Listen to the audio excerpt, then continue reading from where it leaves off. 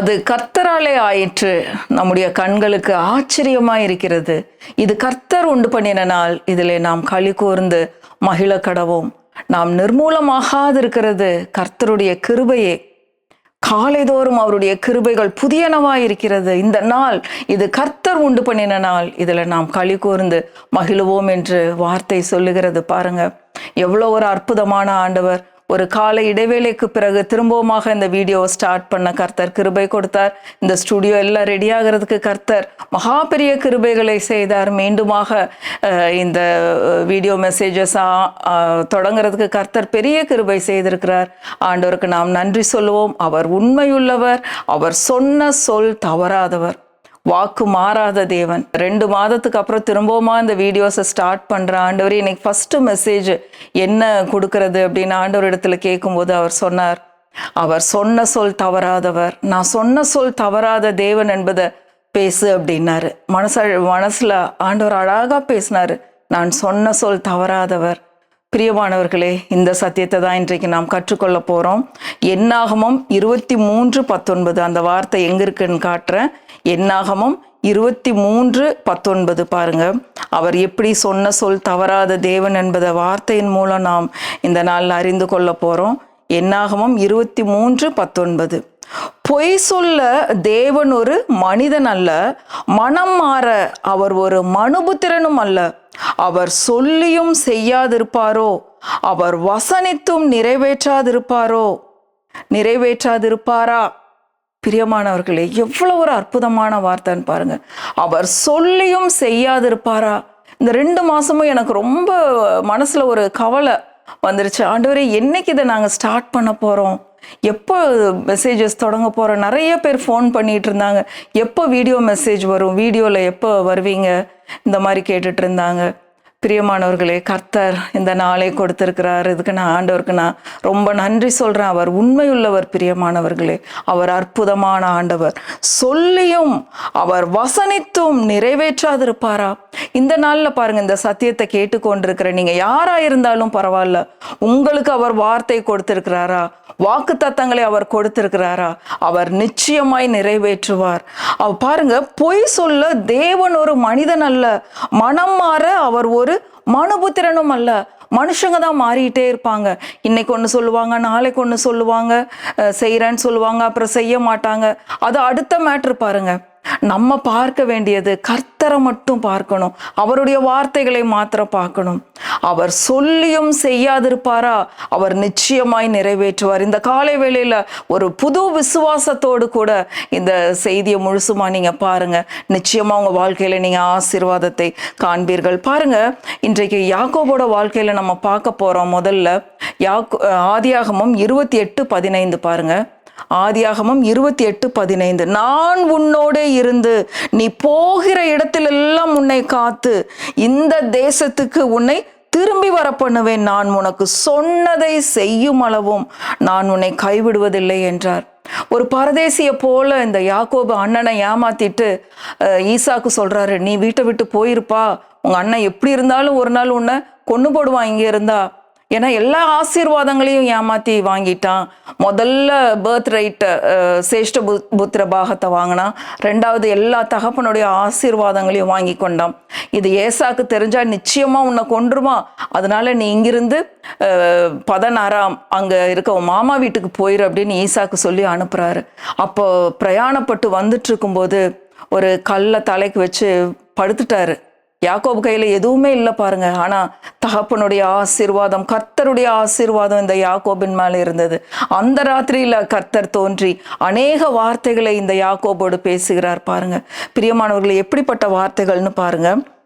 ஆதியாகமம் 28:11 வாசிக்கிறேன். ஒரு இடத்தில் வந்து சூரியன் அஸ்தமித்தபடியினால் அங்கே ராத்தங்கி அவ்விடத்து கற்களில் ஒன்றை எடுத்து தன் தலையின் கீழ் வைத்து அங்கே நித்திரை செய்யும்படி படுத்து கொண்டான். கல்ல தலைக்கு வச்சு படுத்திருக்காங்க. ஒரு பரதேசிய மாதிரி, ஒண்ணுமே இல்லாதவனை போல கல்ல தலைக்கு வச்சு படுத்திருக்கான். அந்த ராத்திரியில கர்த்தர் தோன்றி பாருங்க, சொப்பனத்துல எவ்வளவு அழகா பேசுறாருன்னு பாருங்க. 12வது வசனம், ஆதியாகமம் 28:12, அங்கே அவன் ஒரு சொப்பனம் கண்டான். இதோ ஒரு ஏணி பூமியிலே வைக்கப்பட்டிருந்தது, அது நுனி வானத்தை எட்டி இருந்தது, அதிலே தேவதூதர் ஏறுகிறவர்களும் இறங்குகிறவர்களுமாய் இருந்தார்கள். அதற்கு மேலாக கர்த்தர் நின்று, நான் உன் தகப்பனாகிய ஆபிரகாமின் தேவனும் ஈசாக்கின் தேவனுமாகிய கர்த்தர், நீ படுத்திருக்கிற பூமியை உனக்கும் உன் சந்ததிக்கும் தருவேன். உன் சந்ததி பூமியின் தூளை போல் இருக்கும். நீ மேற்கேயும் கிழக்கேயும் வடக்கேயும் தெற்கேயும் பரம்புவாய். உனக்குள்ளும் உன் சந்ததிக்குள்ளும் பூமியின் வம்சங்கள் எல்லாம் ஆசீர்வதிக்கப்படும். பாருங்க, ஆண்டவர் இத்தனை வார்த்தைகளை பேசுறாரு. நான் உன் கூட இருப்பேன், நான் உன்னை விட்டு விலக மாட்டேன், உன்னை கைவிட மாட்டேன், நீ படுத்திருக்கிற பூமியை நான் உனக்கு தரப்போறேன், நீ கிழக்க மேற்க தெற்க வடக்க எல்லா இடத்துலையும் பரம்புவ, எல்லா இடத்துலையும் உன்னுடைய புகழ் பரவும். இந்த மாதிரி எல்லாம் ஆண்டவர் வாக்குத்தத்தங்களை கொடுத்து 15வது வசனத்துல சொல்றாரு, நான் உன்னோடு கூட இருந்து நான் உனக்கு சொன்னதை செய்யும் அளவும் நான் உன்னை விட்டு விலகவும் மாட்டேன், உன்னை கைவிடவும் மாட்டேன் அப்படின்னு சொல்லி வாக்குத்தத்தங்களை கொடுத்து அனுப்புறாரு. திடீர்னு முழிச்சு பார்க்கும்போது இது சொப்பனம். அதுக்கப்புறம் அந்த இடத்த விட்டு பிரயாணம் பண்ணி போறாரு. கர்த்தர் அவனை இரு பரிவாரங்களுள்ள மனுஷனாக மாற்றி திரும்பி வர பண்றாரு. பாருங்க, அவர் உண்மையுள்ள தேவன். இங்க நான் எதை ஸ்ட்ரெஸ் கொடுத்து சொல்ல விரும்புறேன் அப்படின்னா, கர்த்தர் அவர் எவ்வளவு உண்மையுள்ளவர். 2 மாதம் ஆயிருச்சு, இன்னும் வீடியோஸ் வெளியே வரல, ஜனங்களுக்கு என்ன பதில் சொல்றது, டிவிக்கு எந்த மெசேஜ் அனுப்புறது, இதெல்லாம் பாரங்கள். ஆனா ஆண்டவர் அநேக காரியங்களை கற்றுக் கொடுத்தார். விசுவாசத்தை இன்னும் அதிகமாக ஒவ்வொரு காரியத்துக்கும் எப்படி விசுவாசிக்கிறது, வாக்குத்தத்தங்களை எப்படி எடுத்து ஒவ்வொரு நாளும் அறிக்கை பண்றது. இந்த பையன் சொல்லிட்டான், 1 பைசா நம்ம கடன் இல்லாம இந்த ஸ்டுடியோ ரெடி பண்ணணுமா, லேட் ஆனாலும் பரவாயில்ல, நம்ம பெஸ்டா செய்யணும், ஆண்டவருக்காக செய்யறதுன்னு பொறுமையா இருந்தேன். மேல ரூம்ல வந்து ஜெபிச்சு போவேன், ஆண்டவரே சீக்கிரம் இந்த ஸ்டுடியோ ரெடி ஆகிறதுக்காக ஸ்தோத்திரம் ஆண்டவரேன்னு. கர்த்தர் நிச்சயமாகவே அதை இந்த நாள்ல வாய்க்கும்படியாக செய்தார். இது நம்முடைய கண்களுக்கு ஆச்சரியமா இருக்கு. பிரியமானவர்களே, நீங்க எப்படிப்பட்ட மனநிலைமையில உட்கார்ந்து இந்த வார்த்தைகளை கேட்டுட்டு இருந்தாலும் பரவாயில்ல, இன்னைக்கு என்கரேஜ் ஆகுங்க. உங்களுக்கு இன்னைக்கு ஆண்டவர் ஒரு வார்த்தையை கொடுத்திருக்கிறாரா? அவர் சொன்ன சொல் தவறாதவர், அவர் கைவிடாத தேவன், அவர் வாக்கு மாறவே மாட்டார். பாருங்க, இதே மாதிரிதான் ஆபிரகாமுக்கும் ஆண்டவர் வாக்கு கொடுத்தாரு. பிள்ளை இல்லாம இருந்திருக்கான், பயந்து போய் எத்தனை வருஷங்கள் ஆயிருச்சு, ஆண்டவரே இந்த எலியேசர் தான் எனக்கு வேலைக்காரனா இருக்கிறான், நான் இந்த மாதிரி இருக்கனே, என்னை எப்ப நீங்க ஆசீர்வதிக்க போறீங்க அப்படின்னு சொல்லி பாரத்தோட பயத்தோட ஒரு நாள் கலக்கத்துல இருக்கும்போது ஆண்டவர் கூப்பிடுறாரு. பாருங்க, அந்த வார்த்தையும் நம்ம பார்ப்போம். ஆதியாகமம் 15வது அதிகாரம் 1 வசனம் பாருங்க. ஆதியாகமம் 15:1. இந்த காரியங்கள் நடந்த பின்பு கர்த்தருடைய வார்த்தை ஆபிரகாமுக்கு தரிசனத்திலே உண்டாகி, அவர், ஆபிரகாமே நீ பயப்படாதே, நான் உனக்கு கேடகமும் உனக்கு மகா பெரிய பலனுமாயிருக்கிறேன் என்றார். மகா பெரிய பலன்னா நான் உன்னோட காம்பன்சேஷனா இருக்கேன். பாருங்க, இப்போ நிறைய ஆக்சிடென்ட்ஸ் அது இது இழப்புகள் ஏற்பட்டா அதை காம்பன்சேட் பண்ணி கொடுப்பாங்க. அந்த மாதிரி கர்த்தர் சொல்றாரு, அந்த மாதிரி காம்பன்சேஷன் இல்லை, இது மகா பெரிய பலனுமா இருக்கிறேன்னா நான் தான் உனக்கு எல்லாமே இழப்பீடு. நீ இழந்து போன எல்லாவற்றையும், எத்தனை வருஷங்கள் நீ பிள்ளை இல்லாம இருந்து எத்தனை வருஷங்கள் அவமானங்களை சந்தித்தையோ, என்னெல்லாம் கேலி பேச்சுகள் எல்லாம் கேட்டையோ, எல்லாவற்றுக்கும் நான் உனக்கு மகா பெரிய பலனை கொடுக்க போறேன், மகா பெரிய ஆசீர்வாதத்தை உனக்கு கொடுக்க போறேன். அதனால ஆபிரகாமே நீ பயப்படாத அப்படின்னு சொல்லி ஆண்டவர் பேசுறாரு. பேசி அது மட்டும் இல்ல, பாருங்க, எப்ப ஆண்டவரே செய்வீங்க, என்ன இதுக்கு என்ன ஆண்டவரே அர்த்தம் அப்படின்னு சொல்லி ஆபிரகாம் கேட்கிறாரு. 3வது வசனம் பாருங்க. பின்னும் ஆபிரகாம், தேவரீர் எனக்கு புத்திர சந்தானம் அருளவில்லை, எனக்கு இப்போ பர்டிகுலராக கேட்குறேன், எனக்கு புத்திர சந்தானம் நீங்கள் கொடுக்கல, அதுக்கு என்ன ஆண்டவரே அப்படிங்கும்போது 5வது வசனத்தில் பேசுகிறாரு. நீ உள்ளே உட்காந்து பேசிகிட்டு இருக்காதப்பா, வெளியே வா, வானத்தை அண்ணாந்து பாரு, நீ அண்ணாந்து பாரு. ஆண்டவர் சொல்கிறாரு பாருங்க, 5வது வசனம். அவர் அவனை வெளியே அழைத்து, ஆதியாகமம் 15:5.